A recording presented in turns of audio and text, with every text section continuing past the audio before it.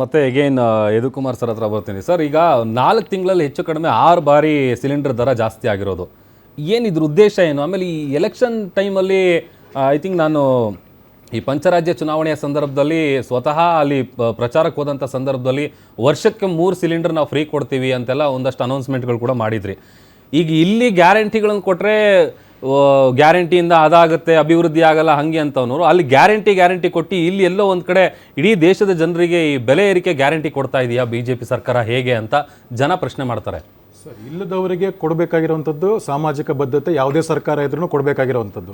ಈಗ ಕಾಂಗ್ರೆಸ್ ಮಿತ್ರರು ಅವಾಗ ಒಂದು ದೊಡ್ಡ ಲಿಸ್ಟ್ ಹೇಳ್ತಾ ಇದ್ರು, ಎಲೆಕ್ಷನ್ ಮುಗ್ದೋಗಿದೆ ಇವಾಗ, ಯಾವುದು ವಾರ್ ಇಲ್ಲ, ಯಾವುದು ಇಲ್ಲದೆ ಇರಬೇಕಾದಾಗ ವಿದ್ಯುತ್ ದರ 15ರಿಂದ 20% ಏರಿಸಿದಂಥದ್ದು ಯಾಕೆ?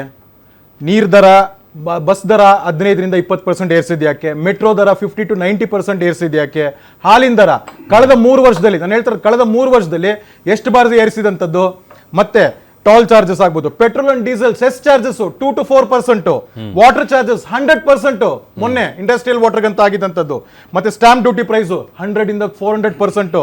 ಹಾಸ್ಪಿಟಲ್ ಚಾರ್ಜು, ಬಡ ರೋಗಿಗಳು ದಾಖಲಾಗ್ತಾರಲ್ಲ, ದಾಖಲಾಗೋದಕ್ಕೂ ಮಾಮೂಲಿ ಬೆಡ್ಗೂ ಸ್ಪೆಷಲ್ ಬೆಡ್ಗೂ ಎಲ್ಲದಕ್ಕೂ ಹಾಸ್ಪಿಟಲ್ ಚಾರ್ಜಸ್, ಗವರ್ಮೆಂಟ್ ಹಾಸ್ಪಿಟಲ್ಸ್ ಹೇಳ್ತಾ ಇರೋದು hospital charges. Property guidance value ಎಷ್ಟೇ ಆಗಿದೆ ಸರ್ ಅದಲ್ಲಿ? ಲಿಕ್ಕರ್ ಚಾರ್ಜಸ್ದು 10%. ಈಗ ಮತ್ತೆ ಮಿತಿ ಇಲ್ಲದೆ ಇವತ್ತು 1ನೇ ತಾರೀಕಿನ 20%. ಯಾರು ಲಿಕ್ಕರ್ ಅವರೇ ಇದು ಮಾಡ್ಕೋಬೇಕಾಗಿರೋಂಥದ್ದು. Garbage, solid waste management, government service, vehicle registration, ಇದೆಲ್ಲ ಯಾವ ಯುದ್ಧ ಕಾಲದಲ್ಲಿ ಆಗ್ಲಿಲ್ಲ, ಕಳೆದ 3 ವರ್ಷದಲ್ಲಿ ಆಗಿದಂಥದ್ದು. ಇದು ಯಾರ ಮೇಲೆ ಬೀಳ್ತೈತೆ ಸರ್? ಇದು ಯಾರ ಮೇಲೆ ಬೀಳುತ್ತೆ? ಇದನ್ನು ಸಾಮಾನ್ಯ ಜನ, ಕರ್ನಾಟಕದ ಜನ ಯಾರು ವೋಟ್ ಹಾಕಿದ್ದಾರೆ ಇವ್ರು ಬರೀ 5 ಗ್ಯಾರಂಟಿ, ಬರೀ ಅಭಿವೃದ್ಧಿ ಅಲ್ಲ ಸರ್, ಅಲ್ಲಿ ಗ್ಯಾರಂಟಿ ಅಭಿವೃದ್ಧಿ ಅಲ್ಲ, ಇಷ್ಟು ಹೇಳಿದ್ನಲ್ಲ ಇದೆಲ್ಲ ವೆಹಿಕಲ್ ಇದೆಲ್ಲ ಸಮರಿ ಇದೆಲ್ಲ ಎಲ್ಲಿ ಸರ್ ಇಲ್ಲಿ? ಇದು ಸಾಮಾನ್ಯ ಗ್ರಾಹಕರಿಗೆ ಏನು ಹೊಡೆತ ಬೀಳೋದೇ ಇಲ್ವಾ? ಟ್ರಾನ್ಸ್ಪೋರ್ಟೇಷನ್ಸ್ ಆಗ್ಬೋದು, ಮಿಲ್ಕ್ ಆಗ್ಬೋದು, ರೈತರಿಗೆ ಆಗ್ಬೋದು, ಆಗೋದೇ ಇಲ್ವಾ ಇದಲ್ಲಿ?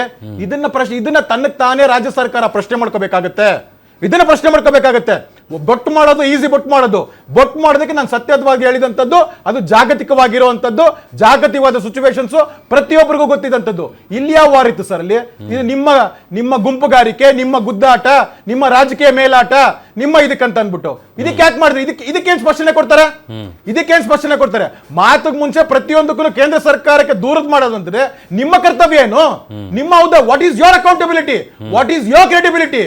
ಹೇಳ್ಬೇಕಲ್ಲ. ಇಷ್ಟು ಲಿಸ್ಟ್ ಹೇಳಿದ್ನಲ್ಲ, ಇದೆಲ್ಲ ಯಾಕಾಯ್ತು? ಯಾರಿಗ ಹೊರೆ ಆಯ್ತು ಸರ್ ಇದು? ಇದನ್ನ ಯಾರು ಪ್ರಶ್ನೆ ಮಾಡೋದೇ ಇಲ್ವಾ? ಇದನ್ನು ಜನಸಾಮಾನ್ಯರು ಪ್ರಶ್ನೆ ಮಾಡಬೇಕಾಗತ್ತೆ. ಇದನ್ನು ಜನಸಾಮಾನ್ಯ ಮೇಲೆ ಹೊರೆ ಆಗುವಂತದ್ದು. ಬರೀ ಗ್ಯಾರಂಟಿ ಕೊಟ್ಕೊಂಡು ಇಡೀ 3 ವರ್ಷ ಇವ್ರು ಕುರ್ಚಿ ಕಿದ್ದಾಟದಲ್ಲಿ ಬಂದ್ರಲ್ಲ ಅದಲ್ಲಿ, ಇದಕ್ಕೆಲ್ಲ ಯಾರು ಆನ್ಸರಬಲ್ ಕೊಡ್ತಾರೆ? ಕೊಡ್ಬೇಕಲ್ಲ ಸರ್ ಇದಕ್ಕೆ ಆನ್ಸರಬಲ್. ಅದಲ್ಲಿ ಪ್ರತಿ ಸತಿನೂ ಬೇರೆ ಸೆಂಟ್ರ್ ಮೇಲೆ ಗೂಬೆ ಕೂರಿಸೋದಕ್ಕಿಂತನೂ ನಿನ್ನ ಅಕೌಂಟಬಿಲಿಟಿ ಏನು?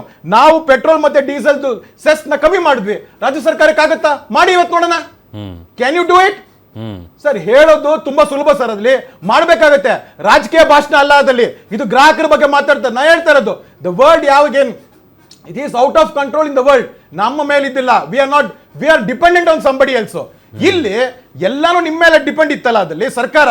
ಸರ್ಕಾರ ಕನ್ಸ್ಯೂಮರ್ಸ್ಗಳಿಗೆ, ಗ್ರಾಹಕರಿಗೆ ಉತ್ತಮವಾದ ಸರ್ಕಾರ ಕೊಡ್ತೀನಿ, ಉತ್ತಮವಾದ ಬಾಳು ಇದು ಮಾಡ್ತೀನಿ ಅಂತ ಅಂದ್ಬಿಟ್ಟು ಆದ್ಮೇಲೆ ಇಷ್ಟೆಲ್ಲ ಪ್ರೈಸಸ್ ನಲ್ಲಿ ಸರ್ಕಾರ ಕರ್ನಾಟಕದ ಜನತೆಗೆ ಸುಮಾರು 80ರಿಂದ 1 ಲಕ್ಷ ಕೋಟಿ ಎಕ್ಸ್ಟ್ರಾ ಸರ್ಕಾರಕ್ಕೆ ಲಾಭ ಬಂತು.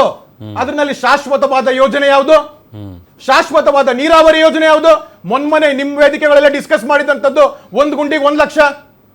1 ಗುಂಡಿಗೆ 1 ಲಕ್ಷ ನಾವೇ ಡಿಸ್ಕಸ್ ಮಾಡ್ತೀವಲ್ವಾ? ಚಾಮರಾಜಪೇಟೆಯಲ್ಲಿ ಇರುವಂತ ಗುಂಡಿ ಮುಚ್ಚಕ್ಕೆ 1 ಲಕ್ಷ, ಶಿವಾಜಿನಗರದಲ್ಲಿ ಗುಂಡಿ ಮುಚ್ಚಕ್ಕೆ 60,000, ಬೇರೆ ಇದನ್ನ 49,000, ಬೇರೆ ಇನ್ನೊಂದು ಕೆಲವು ಬಿಜೆಪಿ ಆಡಳಿತ ಅದರಲ್ಲೂ 1,200 ರೂಪಾಯಿ, ಈ ತರದ ಲೆಕ್ಕ. ಇದು ಸರ್ಕಾರ ಸದನದಲ್ಲಿ ಪ್ರತಿಪಕ್ಷವಾಗಿ ಭಾರತೀಯ ಜನತಾ ಪಾರ್ಟಿ ಕೇಳಿದ ಪ್ರಶ್ನೆಗೆ ಬೆಂಗಳೂರು ಅಭಿವೃದ್ಧಿ ಸಚಿವರು ಆ ಒಂದು ಇಲಾಖೆಯಿಂದ ಕೊಟ್ಟಂತ ಉತ್ತರ. ಇದನ್ನ ಯಾರು ಕೇಳ್ತಾರೆ? ಇದು ಜನಸಾಮಾನ್ಯರದಲ್ವಾ? ಮಿತ್ರರು ಹೇಳ್ತಾ ಇದ್ರು ಟ್ಯಾಕ್ಸ್ ಕಟ್ತೀವಂತ. ಇವತ್ತು ಶಾಲೆ ಮಕ್ಕಳುಗಳು ಹೋಗ್ಬೇಕಂದ್ರೆ ಗುಂಡಿಗಳು, ನೀವು ಹೇಳ್ತಾ ಇದ್ರೆ ನಾವು ಗುಂಡಿಗಳು 40,000 ಮುಟ್ಟಿದ್ದೀವಿ, 35,000 ಮುಟ್ಟಿದ್ವಿ. ಸರ್, ಹಾಗಾದ್ರೆ 3 ವರ್ಷದಿಂದ ತಾವು ಗುಂಡಿಗಳನ್ನೇ ಮುಚ್ತಾ ಇದ್ದೀರಾ? ರಸ್ತೆ ಮಾಡ್ಲಿಲ್ವಾ? ಗುಂಡಿಗಳನ್ನೇ ಮುಚ್ತಾ ಇದ್ದೀರಾ, ರಸ್ತೆ ಮಾಡ್ಲಿಲ್ವಾ? ಇದು ಸಾಮಾನ್ಯರ ಪ್ರಶ್ನೆ ಸರ್. ಇದಲ್ಲಿ ಇದು ವೋಟ್ ಹಾಕಿರೋ ಪ್ರಶ್ನೆ. ನಮ್ಮ ಕರ್ನಾಟಕ ಜನ ಕೇಳೋ ಅಧಿಕಾರ ಇಲ್ವಾ? ಕೇಳ್ಬೇಕಲ್ವಾ ನಾವು? ಅದಲ್ಲಿ ಇದಕ್ಕೆ ಯಾರು ಉತ್ತರ ಕೊಡ್ತಾರೆ?